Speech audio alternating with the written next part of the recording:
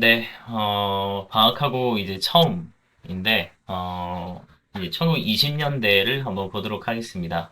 1920년대는, 일본이 말하는 거는 소위, 이른바 문화정치를 하겠다라고 얘기를 했지만, 실제로는, 친일 세력 육성을 통한 민족 분열 정책이, 문화정치의 실제 모습이었다라고 보는 게 맞을 것 같고요.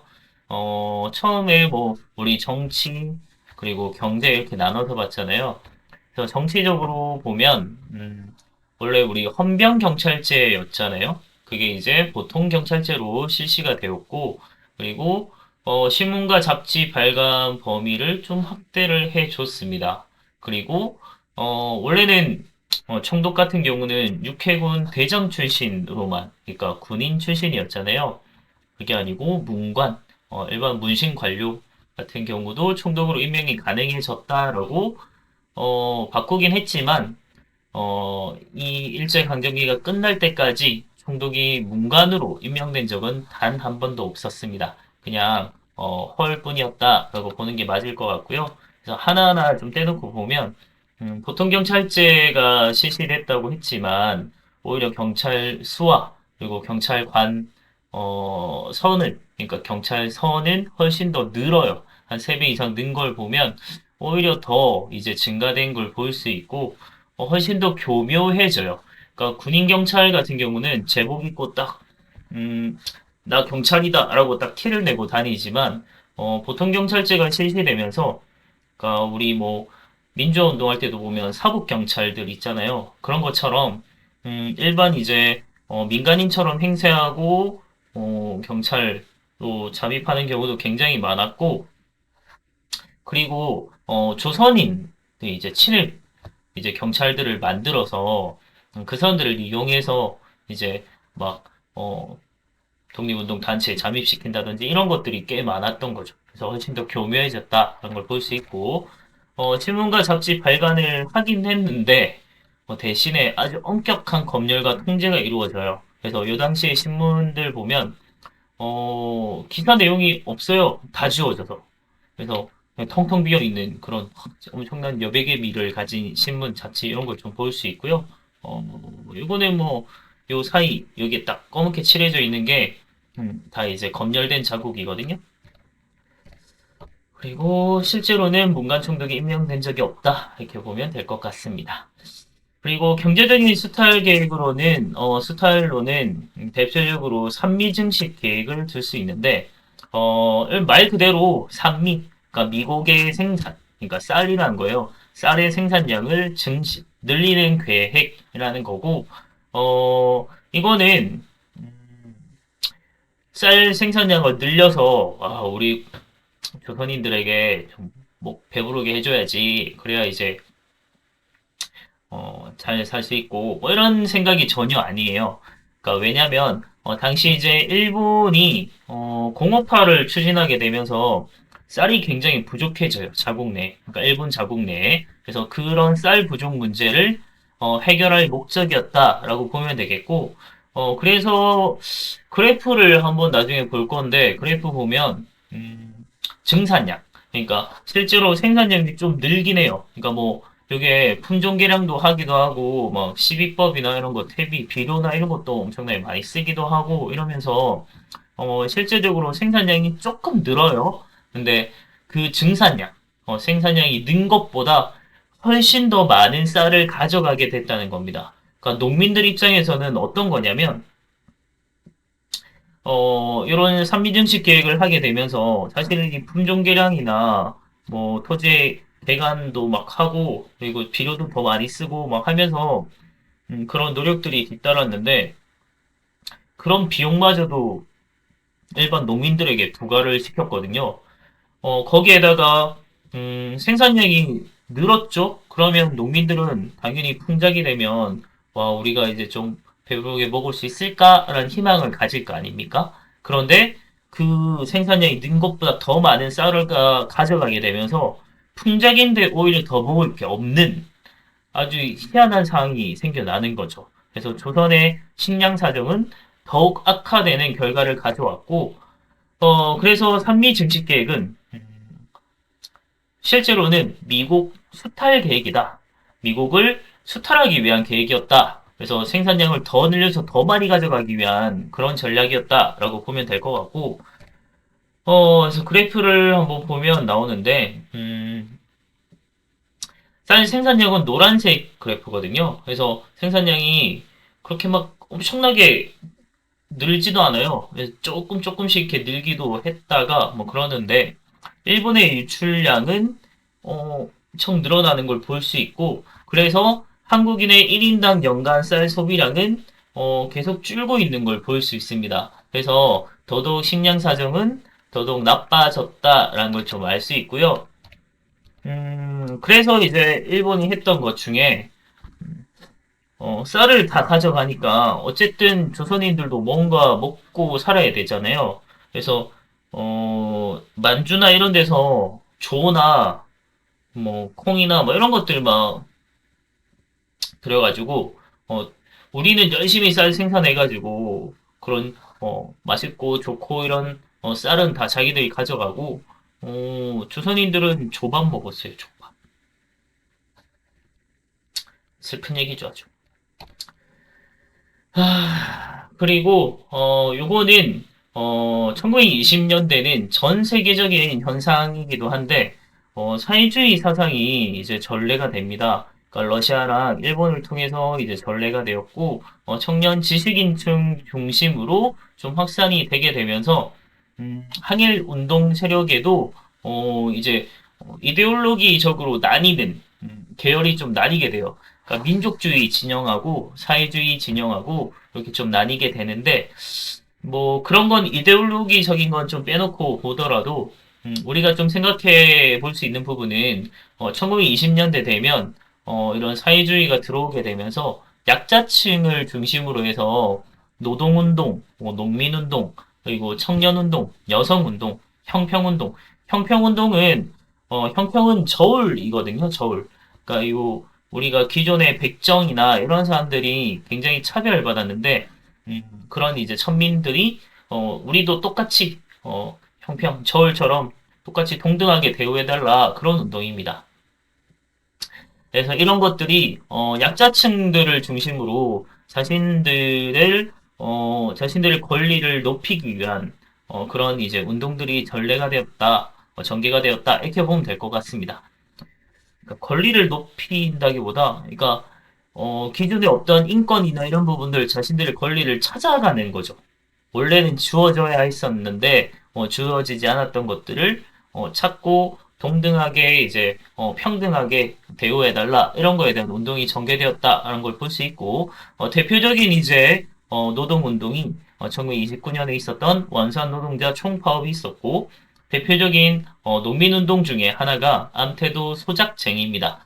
그러니까 이게 소작쟁이라고 하는 게 소작료에 관한 이제 뭔가 좀 투쟁이 있었다. 이렇게 좀 보면 되겠고요. 근데, 이게 단순하게 그냥, 와, 자신 먹고 살기 위한 생존 투쟁이었다. 라고만 그치면 안 돼요.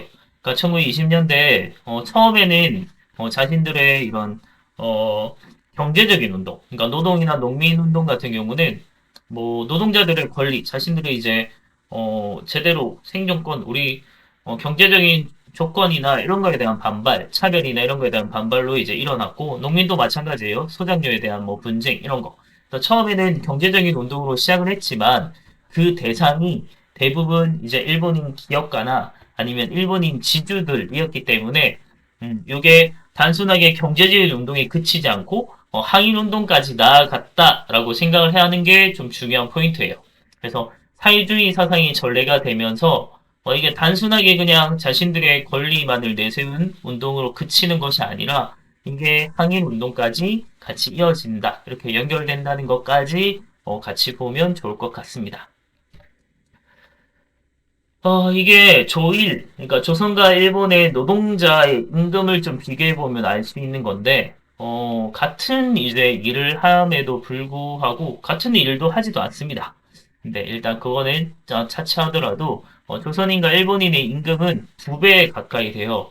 두 배 가까이 되고 노동자의 노동 시간을 봐도 조선인은 대부분이 12시간 이상을 한다고 본다면, 일본인은 대부분이 이제 10시간 이내 여기 정도에서 일을 한다는 걸 볼 수 있죠. 그래서 노동 시간도 조선인이 더 많고 그런데도 불구하고 임금은 2배 이상 차이가 났다. 이런 점에서 굉장히 차별받았다라는 걸 알 수 있는 지표인 거죠.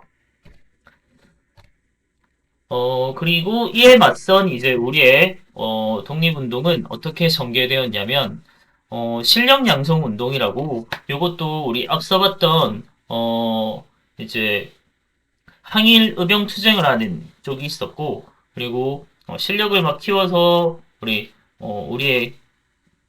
우리 민족의 뭔가 경쟁력을 키우자 이런 거 있었잖아요. 그런 것처럼 이제 우리의 실력을 키워서 음, 독립을 하자는 이제 운동들이 이루어졌는데 대표적인 게 이제 밀립대학 설립운동 이런 게 있었고 그러니까 일본이 조선인들에게는 초등교육 아니면 이제 실업교육 이 정도까지만 교육을 시켰어요. 그러니까 일을 시켜 먹으려면 잘 부려 먹으려면 어느 정도는 말이 통하고 알아들을 수 있어야 되잖아요. 그래서 딱 그 정도만 그러니까 초등 정도에 이제 교육만 시켰고 중등 경우나 아니면 뭐 특히나 고등교육까지, 그러니까 대학까지는 이제 교육을 허용하지 않았습니다. 그래서 일제가 이제 조선인들에 대해서 고등교육을 제한하고 있기 때문에 그럴 바에 우리 그냥 돈 모아서 우리가 사립대학 만들자라는 운동이 이제 밀립대학 설립운동이었는데 이제 이상제를 중심으로 막 모금을 받아서 실제로 설립하려고 했으나 일제의 방해로 실패하게 됐고 그러면서 이제 일본이 하나 만든 것이 경성제국대학 서울에 만들었고요. 그게 이제 약간 서울대로 이어진다라고 보면 됩니다. 그 경성제국대학을 만들면서 조선인들 일부 이제 자제들을 이제 입학을 허용시켜 줬는데 그런 사람들은 대부분 뭐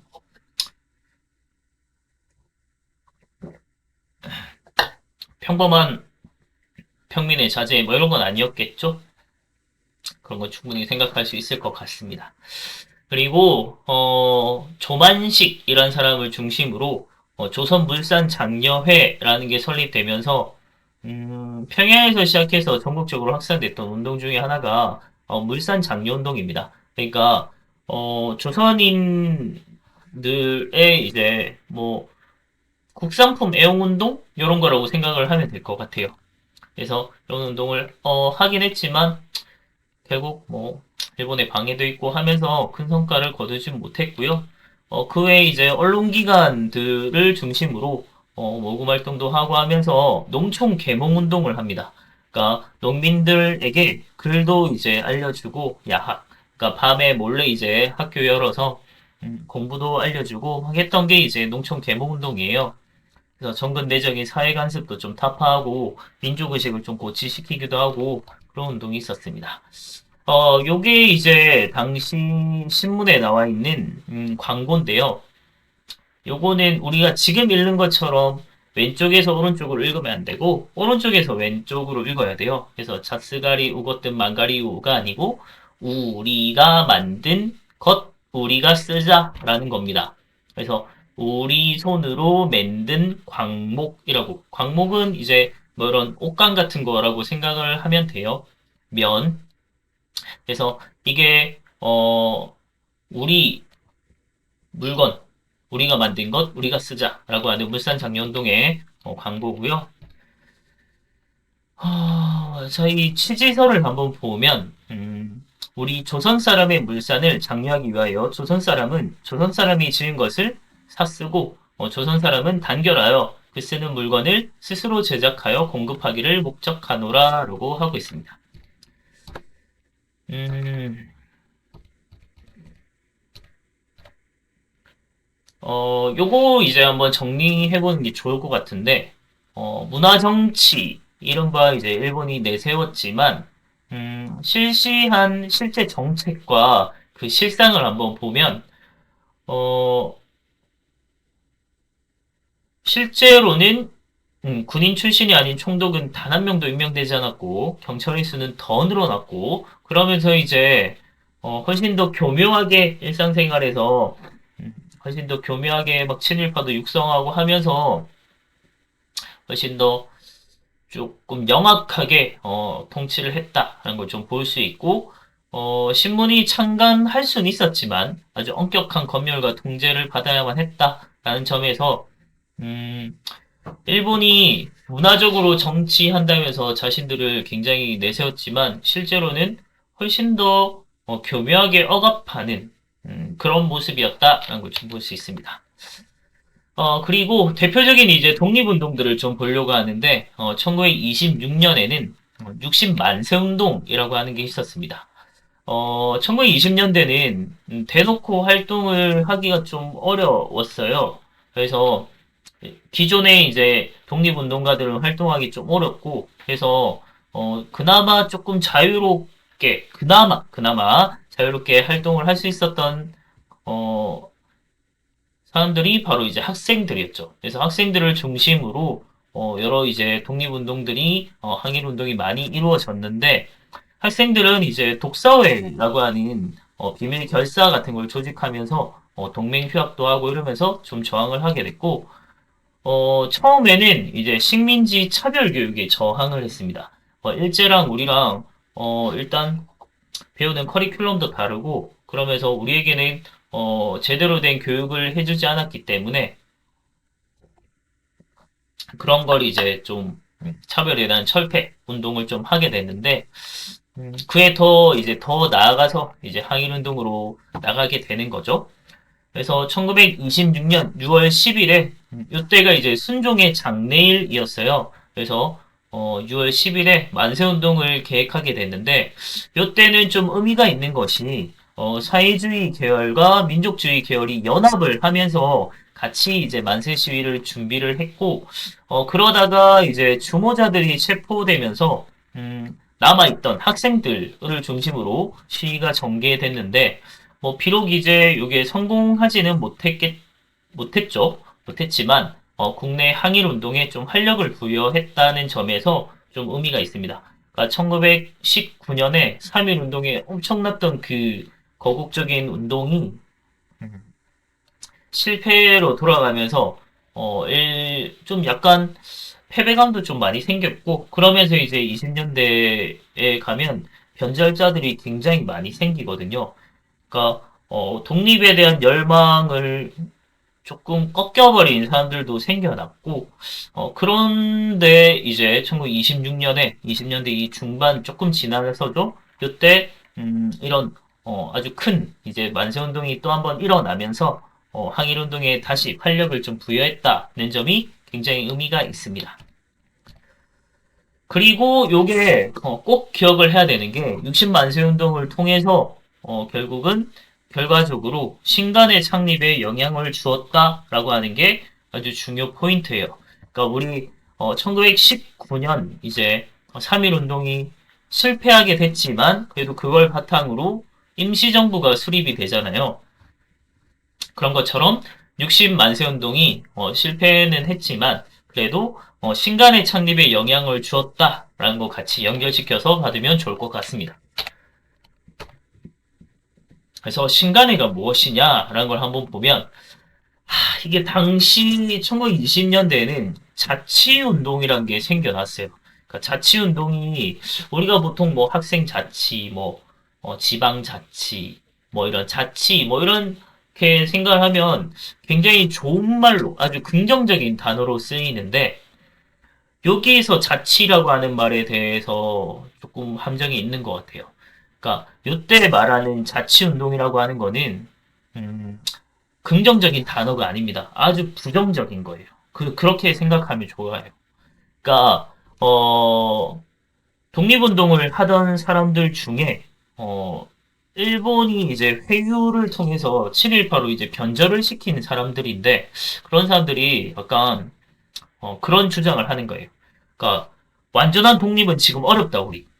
우리 지금 민족성으로는 어렵고 우리 민족은 지금 힘도 없고 안 된다. 그래서 완전한 독립은 어렵겠지만 일본이 허용하는, 그러니까 요거 말을 조금 바꾸면 허용해 주는 범위 안에서만이라도 조선의 내정에 대한 자치권을 회복하자라는 게 자치운동이에요. 그래서 요거는 돌려 말하면 독립을 사실상 포기한 것이라고 생각하면 됩니다. 그래서 일제가 이를 부추겨서 민족 분열을 꾀하게 되거든요.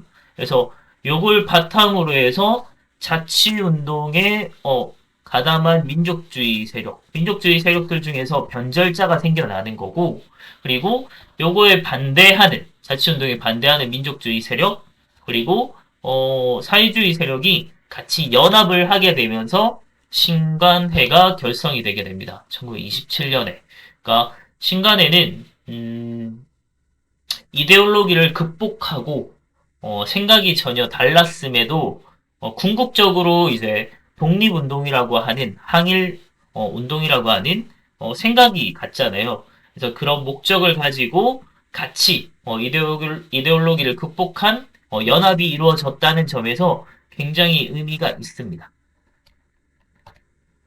그래서 신간의 활동을 한번 보면 지회, 전국의 지회, 그러니까 뭐 체인점을 뒀어요. 지금처럼 생각을 하면 체인점을 두고 순회 강연회를 했습니다. 그래서 막 민중 계몽이랑 민족의식 고취하기 위한 여러 가지 활동들이 많이 이루어졌고, 그리고 이런 점이 이제 광주 학생 항일운동 확산에 아주 영향을 주게 된 것이 바로 신간의 이 지회였어요. 전국적인 지회를 뒀기 때문에 광주에서 학생 항일운동이 일어났을 때 이걸 전국적으로 퍼뜨려 주는데 아주 큰 역할을 한 것이 바로 신간회이기도 했습니다.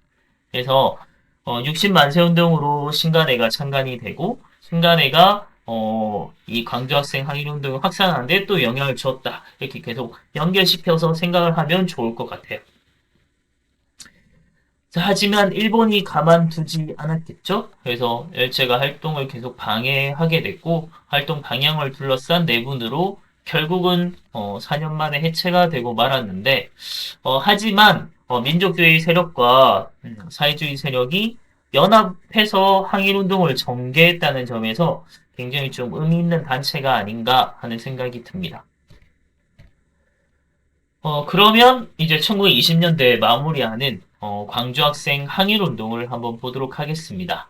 11월 3일이에요. 제가 11월 3일을 강조하는 이유는 조금 이따가 설명할 거고 이미 아는 학생도 있을 겁니다. 광주 학생 항일운동의 발단은 사실 좀 이 발단이 아주 조금 그런데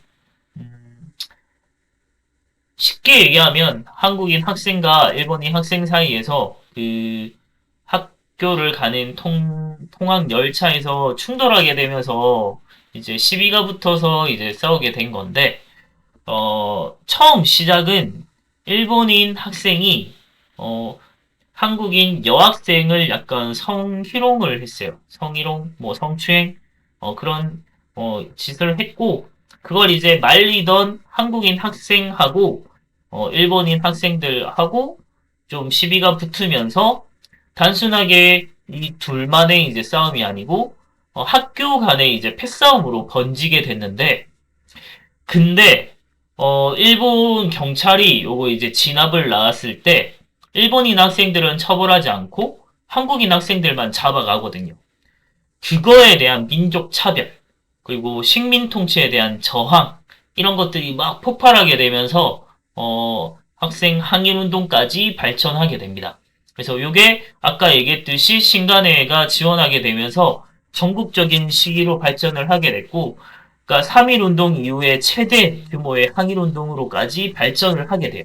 그래서 1910년대를 마무리하는 1919년에는 3.1 운동이 있다면 1929년에는 요거 살짝 뒤집어서 11월 3일에 광주 학생 항일 운동이 있었다라고 정리를 하면 될 것 같습니다.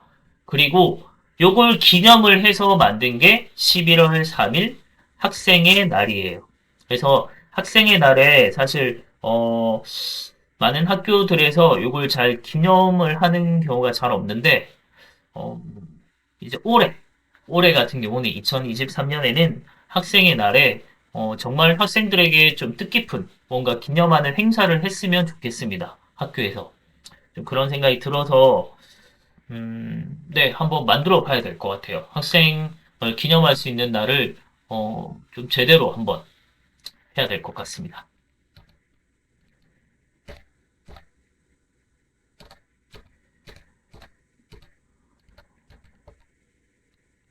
음, 그리고 마지막으로 1920년대 국외에서 국내에서 이제 항일 투쟁을 봤다면 국외에서의 항일 투쟁을 한번 보면 대한민국 임시정부의 초기 활동을 한번 보면 일단 대한민국 임시정부가 국내에 있지 않잖아요. 상하이에 있다 보니까 국내랑 좀 연결할 수 있는 체제가 필요했어요. 그래서 시행을 한 게 바로 연통제입니다. 연통제.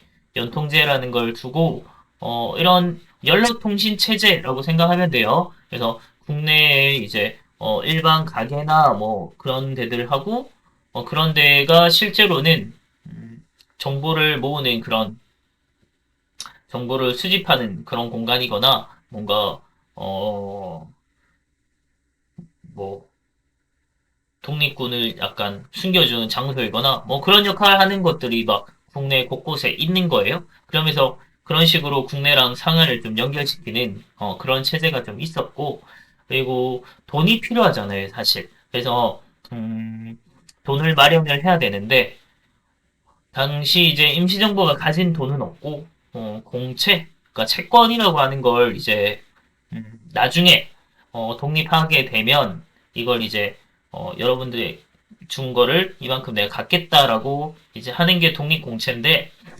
음, 사실은 갚아주지 못했죠. 그걸 알면서도 사실은 사람들이 다 모금을 하게 되는 거고 어떤 채권을 일부러 사서 공채를 사서 독립자금으로 보태는 역할을 좀 하기도 했고요. 그리고 독립신문을 간행을 했습니다. 그리고 대한민국 임시정부는 상하이에 위치한 것도 그렇잖아요. 외교 활동을 위해서였고, 그래서 실제로 외교 활동을 주로 전개를 많이 했습니다. 그래서 미국에는 특히 구미위원부라고 한 걸 설치하면서 이제 미국이랑 좀 가까워지려고 많이 노력을 했죠. 그리고 국제의 막 대표단, 김규식이라는 사람 막 파견하기도 하고 막 하거든요. 그래서 여러 외교 활동을 전개하긴 했지만 사실 외교 활동만으로 우리가 독립을 기록하기란 쉽지 않은 일이기도 하고, 그리고 그 성과도 굉장히 미흡했습니다. 그러니까 서구 열강들이, 정말 힘없는 우리의 말을 들어주기가 쉽지 않죠. 그렇게 녹록지도 않고. 그러면서 이제, 임시정부의 이제 활동 방향을 둘러싸고, 사실은, 파가 좀 나뉘어 있었거든요. 외교를 주장하는 파랑, 그리고, 어, 독립투쟁, 어, 힘으로, 무력으로 투쟁하자를 주장하는 파가 좀 있으면서 막 분열을 하고 있다가 어떻게 할지 한번 모여서 다 같이 회의를 하자는 게 국민대표회의였습니다. 그래서 국민대표회의를 열어서 활동 방향을 막 둘러싸고 막 토론을 했는데 결국은 이제 결론이 지어지지 않으면서 결렬이 되게 됐고 많은 독립운동가들이 결국 임시정부를 떠나게 되는 아주 안타까운 결과를 가져오게 되죠. 하... 그리고 만주 연해주에서는 여러 독립군 부대가 조직이 됐는데 이게 좀 헷갈리는 거죠. 그래서 봉오동 전투 나중에 봉오동 전투를 굉장히 주도했던 대한 독립군 물론 이제 다 같이 다 했습니다. 만주에서 다 같이 연합군이긴 했지만 주로 이제 했던 대한 독립군 그리고 청산리 전투에서 제치업에서 엄청난 역할을 했던 북로군정서군 물론 이제 대표해서고 나머지 마찬가지였습니다. 다음 서로 군정서군 있었고요. 국민회군이라는 것도 있었고, 다음에 연해주에서는 이제 블라디보스토크의 혈성단이라고 또 독립군 부대가 있었습니다. 대표적인 이제, 승리한 전투를 한번 보면, 1920년 6월에, 봉오동에서 홍범도에 대한 독립군이랑 안무라고 하는 사람이 이제 국민해군, 등을 포함한 여러 연합군 다였어요. 그래서 여기서 이제 우리가 일본에게 드디어 승리한 최초의 전투였다라고 볼 수 있을 것 같고, 그에 대해서 이제 일본이 대대적으로 보복하려고 엄청나게 많은 군대를 보냈는데 청산리에서 오히려 우리가 엄청난 승리를 하게 되죠. 그걸 이끈 것은 바로 김자진의 북로군정서군, 마찬가지 홍범도의 대한독립군, 그런 사람들이 연합을 하게 되면서 청산리에서 말도 안 되는 대승을 거두게 됩니다. 근데 일본이 또 가만히 넘어가지 않겠죠? 그래서 이 독립군들을 일망타진하겠다 해서 대대적인 이제 군대를 보내게 되면서 간도 일대 독립군으로 추정된다면서 그냥 일반 민간인까지 조선인들을 학살하는 간도 참변이 이루어졌고, 그래서 이제 간도나 이런 만주나 연해주에 머물 수가 없었던 이제 독립군들이 러시아의 이제 자유시라고 하는 곳으로 이제 옮기게 되는데, 여기로 들어갔는데 독립군 내부에서 지휘권 분쟁도 있었고, 러시아의 이제 적군이라고 하는, 적군은 우리가 생각하는 뭐 상대방 이런 뜻이 아니고, 불굴적자입니다. 러시아 군대가 빨간 군대예요. 그래서 적군이라고 불렀는데, 이 적군에게 무장해제를 당하면서 요거에 대한 거부하고 하면서 전투가 막 벌어지거든요. 그러면서 엄청나게 많은 독립군들이 러시아 군들에게 학살당하는 사건이 벌어집니다. 근데 이것도 잘 파고 들어가 보면, 일본이 러시아에 미리, 이제 연결이 돼서, 이 독립군들을 무장해제시키게 만들어요. 그러면서 이제 독립군이 다시, 자유시를 떠나서 다시 이제 만주나 연해주로 내려오게 되거든요. 그러면서 이제 좀 흩어지면서, 어, 있다가 이걸 다시 모아서 이제 재정비한 게 3부라고 하는 거예요. 그러니까 이때 말하는 부는 뭐 일종의 자치정부 같은 거라고 생각을 하면 되고, 그래서 뭐 참의부, 정의부, 신민부라고 하는 이름으로 각각 자치정부가 생겨난 겁니다. 그걸 3부라고 하는 거고, 이렇게 흩어져 있으면 또 그러니까 다시 이제 이걸 통합운동을 하게 돼요. 그래서 통합운동을 한 결과로 이제 두 개의 부로 재편이 되는데, 약간 이제 민족주의 계열에서는 혁신의회라고 하는 게 만들어졌고, 그리고 약간 사회주의 계열에서는 국민부라고 하는 걸로 재편이 됐고, 그 혁신의회에서 갖고 있는 군대가 한국 독립군, 그리고 국민부가 갖고 있는 게 조선혁명군입니다. 복잡해지죠, 이제. 그래서 재편이 되면서 일제랑 아주 투쟁 활동을 활발하게 전개하게 돼요. 만주나 연해주에서. 요게 간도 참변의 모습입니다. 이렇게 막 총살을 했고요. 그리고 사람들 앞에 세워놓고 누가 더 많이 목 자르기 하나 막 이런 거 막 내기하고 막 그랬습니다. 일본 애들.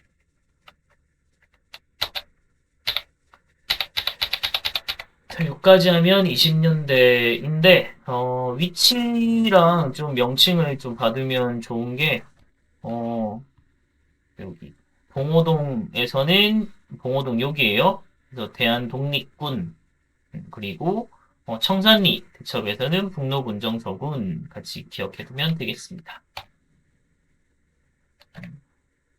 그리고 3부 같은 경우는 참의부가 이쪽 지역, 그리고 정의부가 이쪽 길림성 지린, 그리고 신민부가 이쪽 약간 북간도 지역.